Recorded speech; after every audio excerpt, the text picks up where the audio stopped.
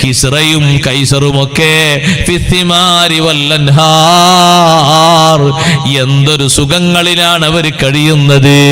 അവരുടെ ഭവനങ്ങൾ എത്രമാത്രം വലുതാണ്, അവരുടെ സുഖസല്ലാപങ്ങൾ എത്രമാത്രം അധികമാണ്. തങ്ങൾ അല്ലാഹുവിന്റെ റസൂലല്ലയോ?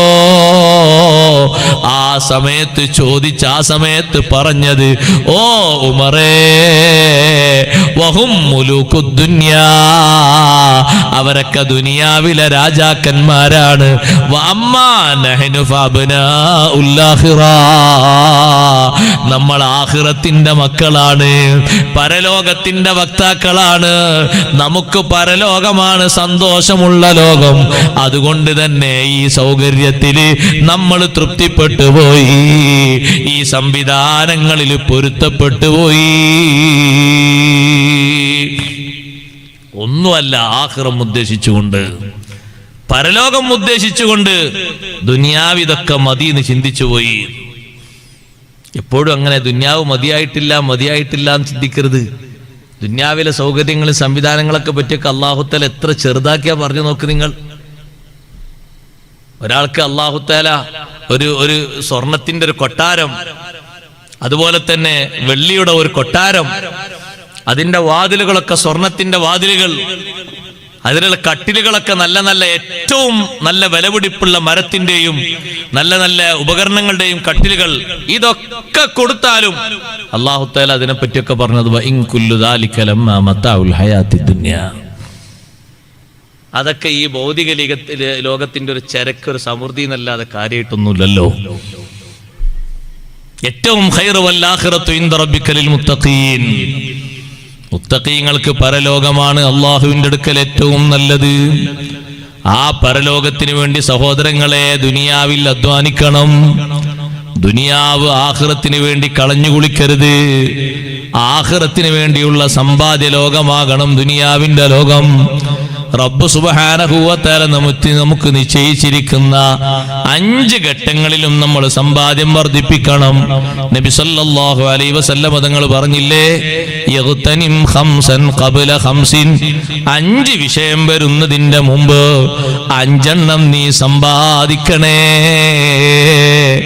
ശബാബക ഖബ്ല ഹറമിക, നിന്റെ യുവത്വം നീ സമ്പാദിക്കണം വാർദ്ധക്യം വരുന്നതിന്റെ മുമ്പ്.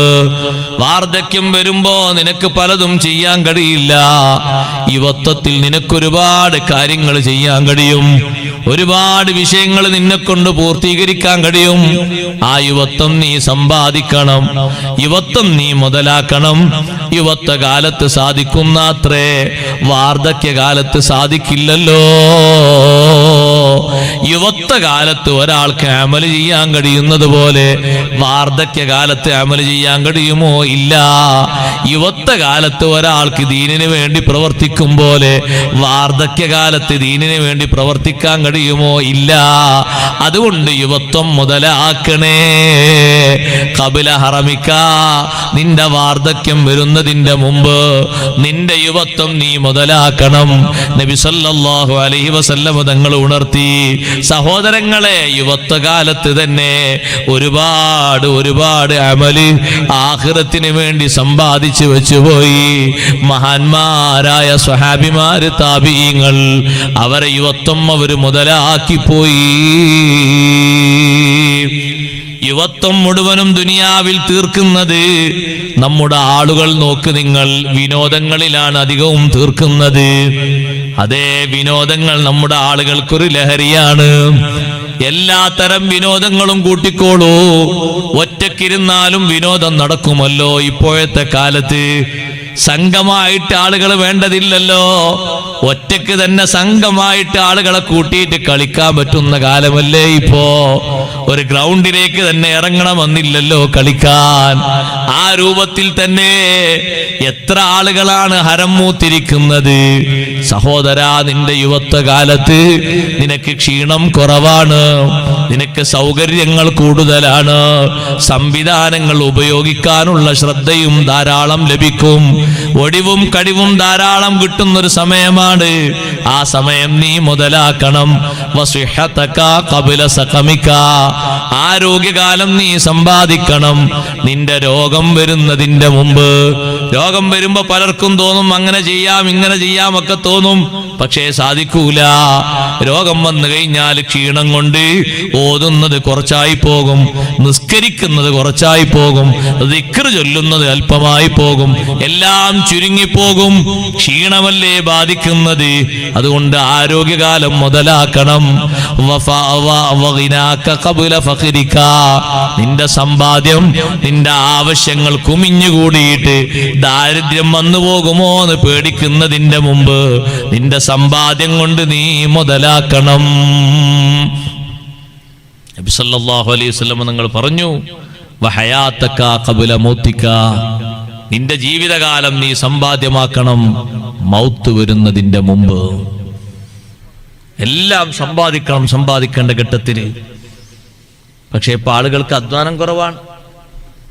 ഏറ്റവും കൂടുതൽ ആളുകൾ നിങ്ങൾ നോക്കുന്നത് നമ്മുടെ സമൂഹത്തിലെ ആളുകൾ ഖുർആൻ ഓതുന്നത്, നിസ്കരിക്കുന്നത്, അതുപോലെ തന്നെ ദിക്ർ ചൊല്ലുന്നത്, സുഹൃതങ്ങളുമായി ബന്ധപ്പെടുന്നത് ഏറ്റവും കുറഞ്ഞ സമയം യുവത്വകാലമാണ്. ഏറ്റവും അധികരിപ്പിക്കേണ്ട കാലം യുവത്വകാലമാണ്. കുറഞ്ഞ കാലം ആരോഗ്യമുള്ള കാലമാണ്. രോഗം വന്നിട്ട് അവരെ വിസിറ്റ് ചെയ്യാൻ പോയാൽ ഒരുപാട് സുഹൃതങ്ങൾ ചെയ്യാനുള്ള പൂതി ഇങ്ങനെ പറയുവർ. പക്ഷെ ഇനി നടക്കൂല. രോഗഗ്രസ്തരായി കടന്നുപോയി, ക്ഷീണം വന്നുപോയി. ആരോഗ്യമുള്ള സമയം നല്ലോണം മുതലാക്കേണ്ട സമയമായിരുന്നു അത്. നല്ലോണം മുതലാക്കേണ്ട സമയമായിരുന്നു അത്. ആ സമയത്ത് മുതലാക്കിയിരുന്നെങ്കിൽ എന്തൊരു സന്തോഷായിരുന്നു.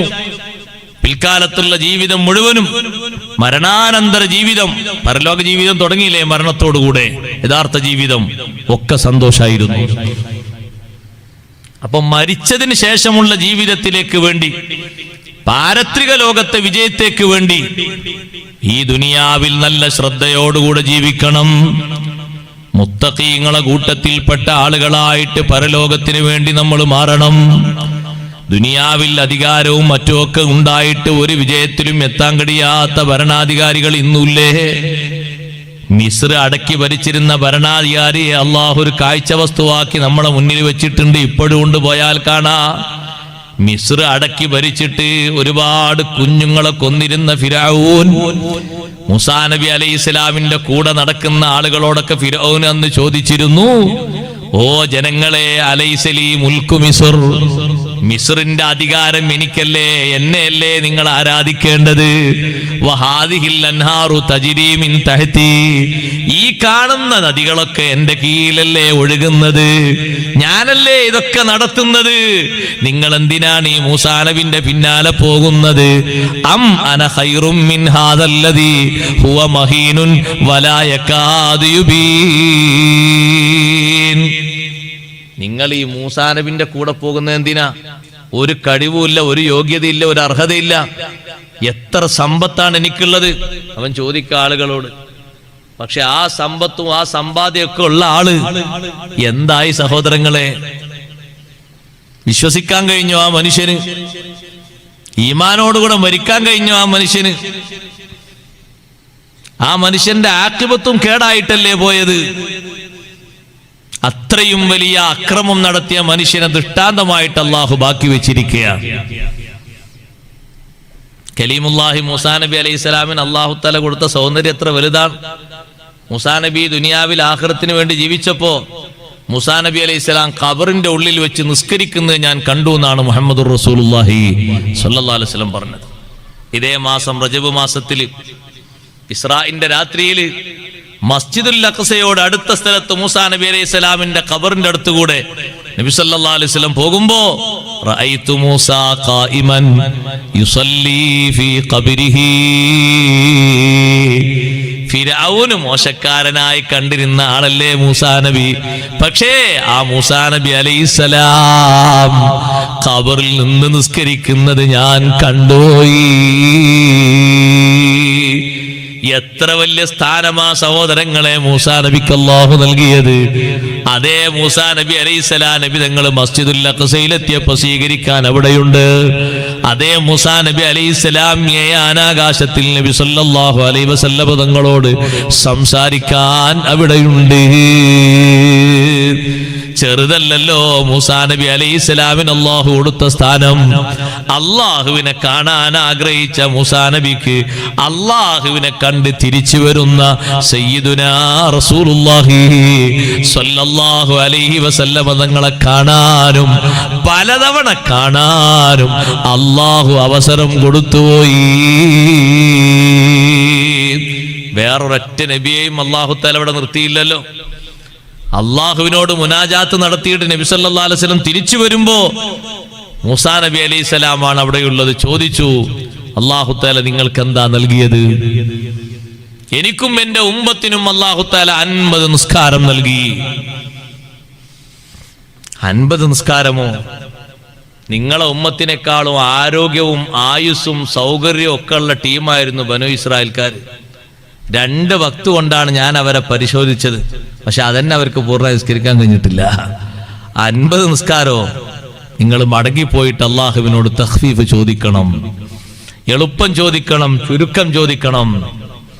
അള്ളാഹുവിനെ കണ്ട് വീണ്ടും തിരിച്ചു 9 തവണ. ഒരു തവണ അള്ളാഹു തആലാനെ കാണാൻ ചോദിച്ചേരി എത്ര തവണയാ മൂസാ നബി അലൈഹി ഇസ്ലാമിന് കാണാൻ അള്ളാഹു ചാൻസ് കൊടുത്തത്?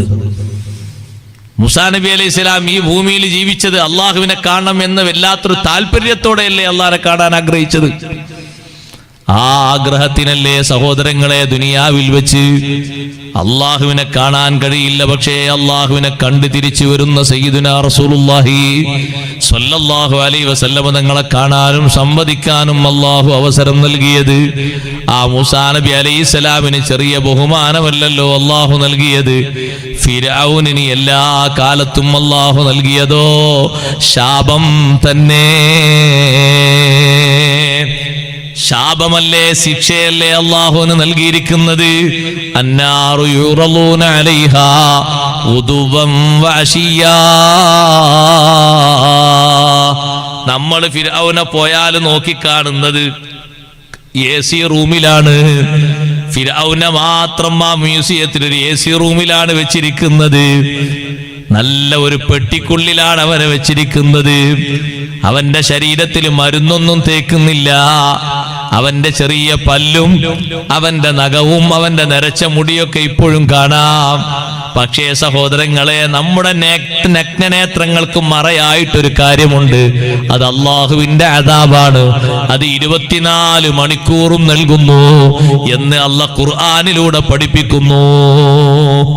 അന്നാറു യുറലൂന അലൈഹാ ഉദുവൻ വഅശിയ്യാ. 24 മണിക്കൂറും അവന് നരകശിക്ഷയാണ്. ആഖിറത്തിലെത്തിയിട്ടുള്ള ശിക്ഷ വേറെയുണ്ട്.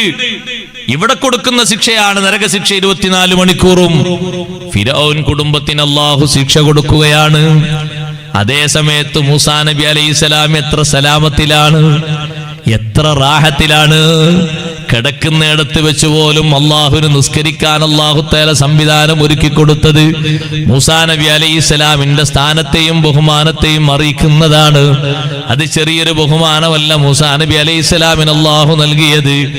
ദുനിയാവിൽ രാജാധികാരം കൊണ്ട് വലിയ അക്രമം സൃഷ്ടിച്ച് വലിയ കൊലപാതകങ്ങൾ നടത്തിയിട്ട് അള്ളാഹുവിനെ പോലും വെല്ലുവിളിച്ച ഫിർഔൻ അവൻ തോറ്റുപോയി. ദുനിയാവ് അവരൊക്കെ ഉപയോഗിച്ചത് ദുനിയാവിന്റെ ഭംഗിക്ക് വേണ്ടിയും സൗന്ദര്യത്തിനും വേണ്ടിയാണ്. ഞാൻ എന്റെ മൂമിനീങ്ങളോട് മൂമിനാത്തുകളോട് പറയട്ടെ, ദുനിയാവിലെ ഹ്രസ്വകാലം അത് ആസ്വദിക്കാൻ വേണ്ടിയുള്ള കാലമായി ഉപയോഗിക്കരുത്. പിന്നെയോ പടച്ച റബ്ബിനെ അനുസരിക്കാനുള്ള കാലമായിട്ട് ഈ ദുനിയാവിലെ കാലം നമ്മൾ ഉപയോഗിക്കണം. അള്ളാഹുവിനെ അനുസരിക്കാനുള്ള കാലമായിട്ട് ഈ ദുനിയാവിലുള്ള കാലം, ചുരുങ്ങിയ കാലം നമ്മൾ ഉപയോഗിക്കണം. പടച്ച റബ്ബിനെ പേടിച്ച് ജീവിക്കുന്ന മുത്തഖീങ്ങളെ കൂട്ടത്തിൽ നമുക്ക് പെടണം. അള്ളാഹുവിനെ പേടിച്ച് ജീവിക്കുന്ന മുത്തഖീങ്ങൾക്ക് മഹാന്മാര് പറഞ്ഞില്ലേ, അവർക്ക് 7 അടയാളങ്ങൾ നിങ്ങൾ കാണാൻ പറ്റും. അള്ളാഹുവിനെ പേടിച്ച് ജീവിക്കുന്ന മുത്തഖീങ്ങൾ, പരലോകത്ത് വിജയിക്കുന്ന മുത്തഖീങ്ങൾക്ക് 7 അടയാളങ്ങൾ കാണാം. ഒന്നാമതായവര് പറഞ്ഞു, ഇസ്നതൈനി ഫീ ലിസാനിഹി, രണ്ട് കാര്യങ്ങൾ അവരെ നാവിൽ കാണാം. ഒന്നാമതായിട്ട് ഫയംതനിഉ ലിസാനഹു മിനൽ കദിബി വൽ ഗീബതി വകലാമിൽ ഫുളൂൽ. സ്വന്തം നാവിനെ പടച്ച റബ്ബിനെ പേടിച്ചുകൊണ്ട് അനാവശ്യങ്ങളിൽ നിന്ന്, ഗീബത്തിൽ നിന്ന്, കളവിൽ നിന്ന് തടഞ്ഞു നിർത്തുന്നു. വയജഅലു ലിസാനഹു മശ്ഗൂലൻ ബിദിക്രില്ലാഹി വതിലാവത്തിൽ ഖുർആനി വമുദാക്കറത്തിൽ ഇൽമി. സ്വന്തം നാവിനെ അല്ലാഹുവിന്റെ ഖുർആൻ കൊണ്ടും ദിക്ർ കൊണ്ടും, ഖുർആൻ ഓതിയിട്ടും ദിക്ർ ചൊല്ലിയിട്ടും അറിവിന്റെ വിഷയങ്ങൾ ചർച്ച ചെയ്തിട്ടും സ്വന്തം നാവിനെ അവർ ശുഗലാക്കുന്നു. രണ്ടാമത്തെ കാര്യം അയ്യഖാഫ ഫീ അംരി ബത്നിഹി. സ്വന്തം പള്ളയുടെ വയറിന്റെ കാര്യത്തിൽ അല്ലാഹുവിനെ പേടിക്കുന്നു. ഫലാ യദ്ഖുലു ബത്നഹു ഇല്ലാ ത്വയ്യിബൻ ഹലാലാ. ഹലാലായ ഭക്ഷണമല്ലാതെ ഭക്ഷിക്കാൻ അവൻ ഒരുമ്പടൂല. എത്രയോ ശതമാനം കുറഞ്ഞ കണക്കിലും കൂടിയ കണക്കിലുമൊക്കെ വിവിധ തരത്തിലുള്ള ഹറാമുകൾ സമ്പാദ്യമായിട്ട് നാട്ടിൻ പുറങ്ങളിലും മറുനാടുകളിലും വ്യാപിച്ചു കൊണ്ടിരിക്കുന്ന സമയത്ത് സഹോദരങ്ങളെ, നമ്മുടെ വയറ് അശുദ്ധമാക്കാതെ, നമ്മുടെ ബത്ന് അശുദ്ധമാക്കാതെ ഹലാലായത് ഭക്ഷിക്കാനുള്ള ശ്രമം അത് അല്ലാഹുവിനോടുള്ള ഖൗഫാകുന്നു. മൂന്നാമത്തെ കാര്യം എണ്ണിയപ്പോൾ അയ്യഖാഫ ഫീ അംരി ബസ്വരിഹി. സ്വന്തം കണ്ണിന്റെ കാര്യത്തിൽ അല്ലാഹുവിനെ പേടിക്കുന്നവരാണ്. ഫലാ യൻദുറു ഇലൽ ഹറാം. ഹറാമിലേക്ക് അവൻ നോക്കൂല. ലാ ഇലദ്ദുനിയാ ബിഐനിർ റഗ്ബ. ദുനിയാവിലേക്ക് താല്പര്യത്തിന്റെ കണ്ണുകൊണ്ട് നോക്കൂല.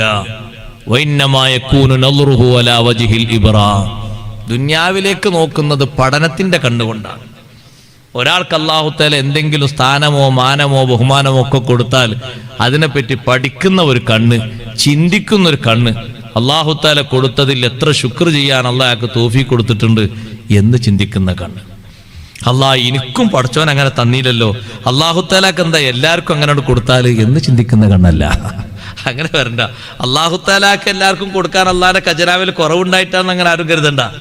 ഇഷ്ടം പോലെ ഓരോരുത്തർക്കും അങ്ങോട്ട് കൊടുത്താൽ ഭൂമിയിൽ എന്ത് സംഭവിക്കും? ഭൂമിയിൽ അക്രമം നടക്കൂല. കുറച്ചെന്നെ കൊടുത്തിട്ടുള്ള കഥ എങ്ങനെ?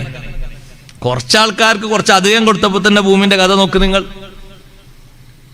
കുറച്ചാൾക്കാർക്കല്ലേ അല്ലാഹു തആല ഭരണവും സ്വാധീനവും അധികാരം കൊടുത്ത് എന്തെല്ലാണോ ചെയ്യുന്നത്? എല്ലാവർക്കും ഒരുപോലെ പരന്ന വിശാലമായ അവസ്ഥ കൊടുത്തിരുന്നുവെങ്കിൽ ലബഗൗ ഫിൽ അർദ്. ഭൂമിയിൽ അക്രമം തന്നെ ഉണ്ടാവും, സ്വസ്ഥത ഉണ്ടാവില്ല. അതുകൊണ്ടാണ് അല്ലാഹു യുനസ്സിലു ബിഖദരി മാ യശാ. ലിമിറ്റാക്കിയിട്ട് ചില ആളുകളെ നിശ്ചയപ്പെടുത്തിയിട്ട് മാത്രം അല്ലാഹു തആല കൊടുക്കുന്നത്. കൊടുക്കാൻ ഖജനാവിൽ കുറവുള്ളത് കൊണ്ടല്ല, ബാക്കിയുള്ള ആളുകൾ കൂടി സ്വസ്ഥത നഷ്ടപ്പെടണ്ടെന്ന് കരുതിയിട്ടാണ്. നാലാമത്തെ കാര്യം പറഞ്ഞപ്പോ പറഞ്ഞു അയ്യഖാഫ ഫീ അംരി യദിഹി. സ്വന്തം കൈയിന്റെ കാര്യത്തിൽ അല്ലാഹുവിനെ ഭയപ്പെടുന്നവരാണ്. ഫലാ യമുദ്ദുഹാ ഇലൽ ഹറാം. ഹറാമിലേക്ക് അവന്റെ കൈ നീട്ടൂല. ഉമ്മമാരെ, പെങ്ങന്മാരെ, സഹോദരങ്ങളെ, സഹോദരിമാരെ, ഹറാമായ രീതിയിലേക്ക് കൈയിനെ നീട്ടൂല എന്ന് പറഞ്ഞാൽ മനസ്സിലായില്ലേ? ഹറാമായ ഒരു രംഗം കാണാനോ, ഒരു ചാറ്റിംഗ് നടത്താനോ, ഒരു മിസ് കോൾ അടിക്കാനോ, ഒരു കോൾ ചെയ്യാനോ ഒന്നും കൈകൊണ്ട് ബട്ടണമർത്തൂല. ഹറാമായ ഒരു സംഗതി എഴുതാൻ കൈവരൽ ഉപയോഗിക്കൂല. ഹറാമായ രീതിയിൽ ഒരു മെസ്സേജ് എഴുതാൻ പോലും, അല്ലെങ്കിൽ സഹോദരങ്ങളെ പറ്റാത്ത ഒരു വിഷയം മറ്റൊരാളിലേക്ക് അതേ അയച്ചു കൊടുക്കാൻ, ഷെയർ ചെയ്യാൻ പോലും കൈ നീട്ടുകയില്ല. കയ്യിന്റെ കാര്യത്തിൽ അല്ലാഹുവിനെ പേടിക്കുന്നു. വഇന്നമായ മുദ്ദു യദഹു ഇലാ മാ ഫീഹി തഅത്തില്ലാഹി അസ്സ വജൽ. അല്ലാഹുവിനെ അനുസരിക്കുന്ന കാര്യങ്ങൾ ഏതുണ്ടോ അതിലേക്ക് കൈ ഉയർത്തുന്നു. അതേ ദിക്ർ ചൊല്ലാൻ വേണ്ടി കൈ ഉയർത്തുന്നുണ്ട്, ഖുർആൻ മറിക്കാൻ വേണ്ടി കൈ ഉയർത്തുന്നുണ്ട്, ഹലാലായ സമ്പത്ത് അധ്വാനിക്കാൻ വേണ്ടി കൈ ഉയർത്തുന്നുണ്ട്, ഉപയോഗിക്കുന്നുണ്ട്. അഞ്ചാമത് പറഞ്ഞു അയ്യഖാഫ ഫീ അംരി ഖദമൈഹി. രണ്ട് കാലിന്റെ കാര്യത്തിലും അല്ലാഹുവിനെ പേടിക്കുന്നു. ഫലാ യംശി ഫീ മഅസിയത്തില്ലാഹ്. അല്ലാഹുവിന് ദോഷകരമായി ബാധിക്കുന്ന ഒരു കാര്യത്തിലും നടന്നു പോകൂല. ആറാമതായി പറഞ്ഞു അയ്യഖാഫ ഫീ അംരി ഖൽബിഹി. സ്വന്തം മനസ്സിന്റെ കാര്യത്തിൽ അല്ലാഹുവിനെ ഭയപ്പെടുന്നു. അതേ, അപ്പോൾ ആ മനസ്സിൽ നിന്ന് വിദ്വേഷം നീങ്ങുന്നു, ശത്രുത നീങ്ങുന്നു, മറ്റുള്ളവരോടുള്ള പകയും മറ്റുമൊക്കെ നീങ്ങുന്നു. വയദ്ഖുലു ഫീഹി നസീഹത്തു വശഫഖത്തു ലിൽ മുസ്ലിമീൻ. ഏതൊരു മുസ്ലിമിനും ഗുണം ഉപദേശിക്കണം, ഏതൊരു മുസ്ലിമിനോടും സ്നേഹത്തോടെ വർത്തിക്കണം. പാവപ്പെട്ട ആളുകളെ അവരെ സഹായിക്കാനുള്ള മനസ്ഥിതിയോടെ നോക്കണം. ആ നിലക്കുള്ള നല്ല കൽബാണ് അവന്റെ കൽബ്. ഒരു മുസ്ലിമിനോടും വിദ്വേഷമില്ല, തെറ്റ് ചെയ്യുന്ന ആളോട് പോലും പകയില്ല. നന്നാകണമെന്ന അർത്ഥത്തിൽ അവനെ നോക്കിയിട്ട് അവനെ നന്നാക്കുന്നു. അങ്ങനെയാണ് മഹാന്മാരെ കൽബൊക്കെ. ഒരു തെറ്റ് ചെയ്യാൻ വേണ്ടി ഉദ്ദേശിച്ച ഒരാളെ കിട്ടിയാൽ പിന്നെ അയാളെ ഉപദേശിച്ച് നന്നാക്കിയിട്ട് കൂട്ടുകാരനാക്കുക. അങ്ങനെയാണ്. ഷെയ്ഖ് ജീലാനി റളിയല്ലാഹു അൻഹുവിന്റെ വീട്ടിൽ കള്ളൻ കയറിയ കള്ളൻ ആ വീട്ടിൽ കയറിയതുകൊണ്ട് അയാൾ നന്നായിപ്പോയി. ആ വീട്ടിൽ കയറിയതുകൊണ്ട് അയാൾ നന്നായിപ്പോയി. ഷെയ്ഖ് ജീലാനി റളിയല്ലാഹു അൻഹുവിന്റെ വീട്ടിൽ കയറിയിട്ട് ഒന്നും കിട്ടാതെ വന്നപ്പോ ഒന്നും കിട്ടിയില്ല. അത് വലിയ നഷ്ടമായി പോയല്ലോ. നിങ്ങൾ കാര്യം നിങ്ങൾക്ക് എന്തെങ്കിലുമൊക്കെ തരണ്ട, നിങ്ങൾ ഇങ്ങോട്ട് വീട്ടിൽ വന്നാലും ഒന്നും കിട്ടാത്ത ആളല്ലേ, നിങ്ങൾ അവിടുന്ന് കുറച്ച് 2-3 ബക്കറ്റ് വെള്ളം കോരിക്കോളി എന്ന് പറഞ്ഞു.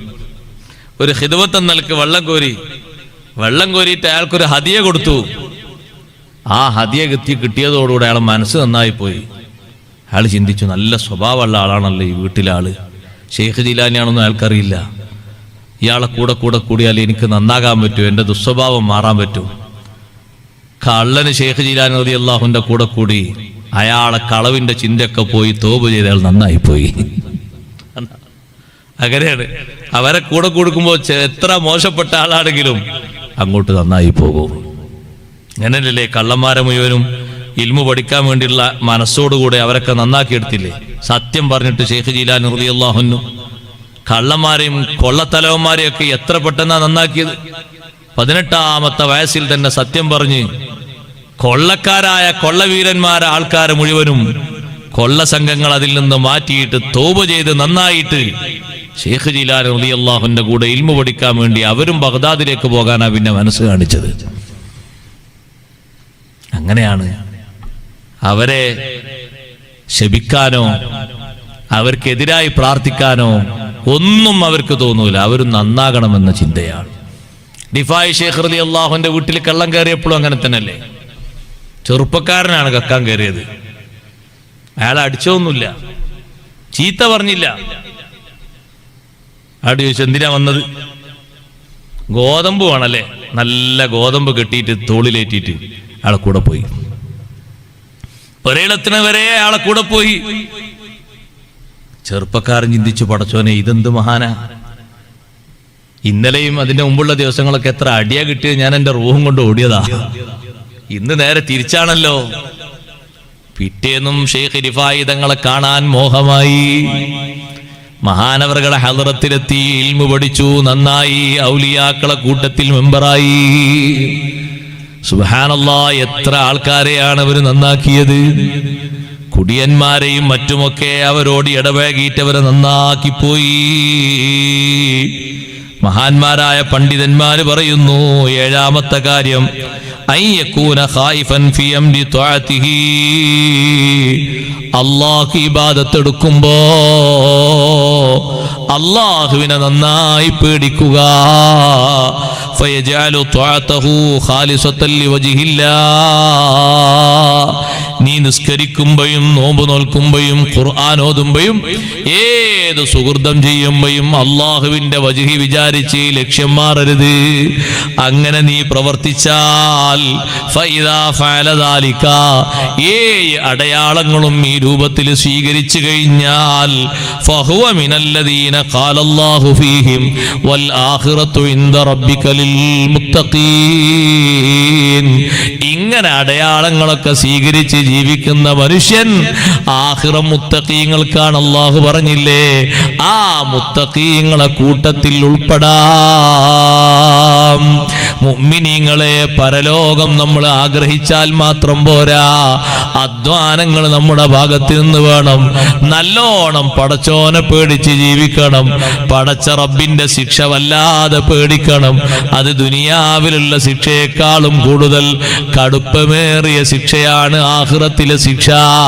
അല്ലാഹു തആല ആ ശിക്ഷയെ പറ്റിയിട്ട് നമുക്ക് പറഞ്ഞു തന്നിട്ടേ ഉള്ളൂ. ആ ശിക്ഷയുടെ മോഡലുകളൊന്നും നമ്മളിവിടെ കണ്ടിട്ടേ ഇല്ല. ആഖിറത്തിൽ അനുഭവപ്പെടാനുള്ള ശിക്ഷയുടെ ഏതെങ്കിലും രൂപഭാവങ്ങൾ അല്ലാഹു ഭൂമിയിലേക്ക് ഇറക്കി തന്നാൽ അതിന്റെ ഒരു ചെറിയ വകുപ്പ് പോലും സഹിക്കാനുള്ള കഴിവോ ശേഷിയോ ഈ ഭൂമിക്ക് ഇല്ലേ ഇല്ല. കടുപ്പമേറിയ ശിക്ഷയുടെ ലോകമാകുന്ന പരലോകം അല്ലാഹുവിന്റെ റഹ്മത്തിൽ പ്രതീക്ഷ അർപ്പിച്ചുകൊണ്ട് മാസിയത്തിന്റെ കാര്യങ്ങൾ മുഴുവനും മാറി നിന്ന് നല്ല ഖൗഫോടുകൂടെ ജീവിക്കണം. വൽ ആഖിബത്തു ലിൽ മുത്തഖീൻ, അന്തിമ വിജയം മുത്തഖീങ്ങൾക്കാണ്. എല്ലാ വിഷയത്തിലും അങ്ങനെ തന്നെയാണ്. സുഹൃതങ്ങൾ ആരെങ്കിലൊക്കെ ചെയ്താലും, സുഹൃതങ്ങൾ ഏതെങ്കിലും ആളുകളൊക്കെ ചെയ്താലും പെടണ്ടേ. അതുകൊണ്ട് മുഅ്മിനീങ്ങളെ, മുഅ്മിനാത്തുകളെ, പടച്ച റബ്ബിനെ പേടിച്ച് ജീവിക്കുന്ന നല്ല മുത്തഖീങ്ങളെ കൂട്ടത്തിൽ ഉൾപ്പെടാൻ വേണ്ടി നല്ല പരിശ്രമങ്ങളും അധ്വാനങ്ങളും നടത്തുക. അല്ലാഹു നമ്മെ സഹായിക്കുമാറാകട്ടെ. ബഹുമാനപ്പെട്ട അബ്ദുല്ലാഹി ഇബ്നു സൈദ് റളിയല്ലാഹു അൻഹു തന്റെ നാട്ടിലെ മഖ്ബറയിലൂടെ നടന്നു നീങ്ങുമ്പോ അബ്ദുല്ലാഹി ഇബ്നു സൈദ് റളിയല്ലാഹു അൻഹു പറഞ്ഞു, ഞാൻ എൻ്റെ നാട്ടിലെ മഖ്ബറയിലൂടെ പോകുമ്പോ മഖ്ബറയിൽ ഞാൻ ഒരു രംഗം കാണുകയാണ്. ഒരു മനുഷ്യൻ ഖബറിന്റെ ഉള്ളിൽ നിന്ന് പുറത്തു ചാടിയിരിക്കുന്നു. അദ്ദേഹത്തിന്റെ കഴുത്തിലൊരു ചെങ്ങലയുണ്ട്. ചെങ്ങല കിലുകിലുക്കിയിട്ട് അദ്ദേഹം അങ്ങനെ ഓടുകയാണ്. ഞാൻ നോക്കുമ്പോ ഏതാ പിറകിൽ ഒരാളൊരു ചെങ്ങലയുമായി വന്നിട്ട് ഒന്നുകൂടി അദ്ദേഹത്തിന്റെ ചെങ്ങലയിൽ ബന്ധിപ്പിച്ച് ഖബറിന്റെ ഉള്ളിലേക്ക് വലിക്കുന്നു. ഖബറിന്റെ ഉള്ളിലേക്ക് ഒരാൾ വലിച്ചു കൊണ്ടുപോയി. പിന്നെ ഞാൻ അയാളെ അടിക്കുന്ന ശബ്ദം കേൾക്കുന്നു. പലതും ചെയ്തിട്ടുണ്ട്, ശരിയാണ്. പക്ഷേ വലാകിന്നക കുന്ത ഇദാ ഖലൗത ബിൽ മആസി ലം തുറാഖിബില്ലാഹ്. ഒറ്റ കാര്യം, അതെന്റെ സഹോദരങ്ങളോട്, സഹോദരരോട് എന്തു സംസാരിക്കുക, എന്തും കാണാം. എന്തെല്ലാണ് മനുഷ്യന്മാർ കാണുന്നത്? ഖബറാളിയോട് പറയുന്നു, വലാകിന്നക കുന്ത ഇദാ ഖലൗത ബിൽ മആസി. അനാവശ്യങ്ങളെ കൊണ്ട്, തെറ്റുകുറ്റങ്ങളെ കൊണ്ട് നീ തനിച്ചായപ്പലം തുറാഖിബില്ലാഹി തആല, അല്ലാഹനെ നീ നിരീക്ഷിച്ചിട്ടില്ല. ശബ്ദം കേൾക്കുന്ന സഹോദരിമാരെ, നമുക്ക് വേണ്ടി അധ്വാനിക്കുന്ന ഭർത്താക്കന്മാര് ഗൾഫിലും നാട്ടിലൊക്കെ വളരെ കഷ്ടപ്പെട്ട് അധ്വാനിക്കുന്നു, ചോര നീരാക്കുന്നു, മാസം മാസം അയച്ചു തരുന്നു. എല്ലാ മക്കളെയും ഉറക്കിയിട്ട് കട്ടിലുമേൽ ഇങ്ങനെ കിടന്നിട്ട് വേണമെങ്കിൽ AC ഒക്കെ ഇട്ടിട്ട് ഒരു നീലചിത്രം കാണാൻ നല്ല രസമാണ്. ഒരു മണിക്കൂറെങ്കിലും ചെലവഴിച്ചാൽ മുമ്പ് അദ്ദാതല്ലേ മതിയല്ലോ, കുഴപ്പമില്ലല്ലോ. ശേഷം എന്തേലും ദിക്റൊക്കെ ചെല്ലിയാൽ മതി. ഒറ്റക്ക് അങ്ങോട്ട് റൂമിൽ കയറിയിട്ട് ദിക്ർ ചൊല്ലിയിട്ട് ഒറ്റക്ക് കിടക്കുന്ന ഖബർ ചിന്തിക്കുന്നതിന് പകരം, ഒറ്റപ്പെട്ട് കിടക്കേണ്ട ഖബർ ചിന്തിക്കുന്നതിന് പകരം അനാവശ്യം കണ്ടുപോയി, ചാറ്റിംഗ് നടത്തിപ്പോയി, അവിഹിത ബന്ധം സ്ഥാപിച്ചുപോയി. എന്റെ ഭർത്താവിനോടൊന്നും സംസാരത്തിനൊരു സുഖമില്ല, പഴയ കാലത്തൊരു കാമുകനുണ്ടായിരുന്നു. വിളിച്ചാലയാള് വിളിക്ക് ഉത്തരം ചെയ്യുമോ എന്നറിയില്ല. ഒന്ന് നമ്പർ നെക്കി നോക്കിയാലോ എന്ന് തോന്നിപ്പോയി. വലാകിന്നക കുന്ത ഇദാ ഖലൗത ബിൽ മാസി. നിസ്കരിച്ച ആളോടും ഖബറിൽ ശിക്ഷിക്കുന്ന ആള് പറയുന്നത്, തെറ്റ് നീ ഒറ്റക്ക് ചെയ്യുമ്പോ ലം തുറാഖിബില്ലാ, അള്ളാനെ നിരീക്ഷിച്ചില്ല അല്ലേ. എന്നിട്ട് ഒറ്റക്കിരിക്കുമ്പോ ദിക്ർ ചൊല്ലേണ്ടതിന് പകരം, ഒറ്റക്കിരിക്കുമ്പോ പടച്ചോനെ പേടിച്ച് കരയേണ്ടതിന് പകരം, ഒറ്റക്കിരിക്കുമ്പോ ഒറ്റക്കുള്ള കിടത്തമ്മാലും നീ തെറ്റുകുറ്റങ്ങളിൽ വ്യാപിച്ചു പോയി. അബ്ദുല്ലാഹിബ്നു സയ്യിദ് റളിയല്ലാഹു അൻഹു ആ മറുപടി കേട്ട് ഞാൻ ആകെ പേടിച്ചു പോയി. മഖ്ബറയുടെ ഉള്ളിൽ നിന്ന് ഈ മറുപടി കിട്ടുമ്പോ നമുക്കിതിൽ വലിയ പാഠമുണ്ട്, ചിന്തിക്കാൻ ഒരുപാടുണ്ട്. പടച്ച റബ്ബിനെ പേടിച്ച് കഴിയുന്നവരല്ലേ മുത്തഖീങ്ങള്. അവർക്കല്ലേ ആഖിറത്തിലുള്ള വലിയ വാഗ്ദാനങ്ങൾ അല്ലാഹു നൽകിയിരിക്കുന്നത്. പടച്ച റബ്ബിനെ ഏറ്റവും കൂടുതൽ പേടിച്ചവരാരാണ്? സയ്യിദുനാ മുഹമ്മദുർ റസൂലുള്ളാഹ് സല്ലല്ലാഹു അലൈഹി വസല്ലം. എത്രത്തോളം മുത്തുനബി തങ്ങൾ പേടിച്ചത്. ഒന്ന് മൂത്രം ഒഴിച്ചിട്ട് വെള്ളം കൊണ്ടുവരാൻ വേണ്ടി പറഞ്ഞു. ഓരോ സമയവും അള്ളാഹുവിന്റെ ഓർഡർ വരുമോ എന്ന് കാത്ത് എത്ര കാലമായി ഇതാ സൂറിൽ ഊതാൻ വേണ്ടിയിട്ട് അതിന്റെ ഭാഗം വായിലേക്ക് കടിച്ചു പിടിച്ചുകൊണ്ട് അള്ളാഹുവിന്റെ ഓർഡർ കാത്തു നിൽക്കാൻ തുടങ്ങിയിട്ട് മലക്കത്ര കാലമായി. ഇസ്രാഫീൽ അലൈഹിസ്സലാം, ഞാൻ എങ്ങനെ പെട്ടെന്ന് ഈ വെള്ളത്തിന് കാത്തിരിക്കാൻ ഇത്രയും നേരം എനിക്ക് കഴിയോ? പേടിച്ചുകൊണ്ട് മുഹമ്മദ് റസൂലുള്ളാഹി സ്വല്ലല്ലാഹു അലൈഹി വസല്ലം. അള്ളാഹുവിലുള്ള ഖൗഫാണത്. ഏറ്റവും അധികം അള്ളാഹുവിനെ പേടിച്ചത് അവിടുന്നാണ്. പടച്ച റബ്ബിനെ പേടിച്ച് ആഖിറമുണ്ടെന്നുള്ള ബോധം നമ്മുടെ ഖൽബിലും നമ്മുടെ പ്രവർത്തനങ്ങളിലും നമ്മുടെ ഓരോ മേഖലകളും നിറച്ചുകൊണ്ട് നമ്മൾ ജീവിക്കണം. അള്ളാഹു നമ്മെ സഹായിക്കുമാറാകട്ടെ. നമ്മുടെ സദസ്സ് അല്ലാഹു തആല ഖബൂൽ ചെയ്യുമാറാകട്ടെ.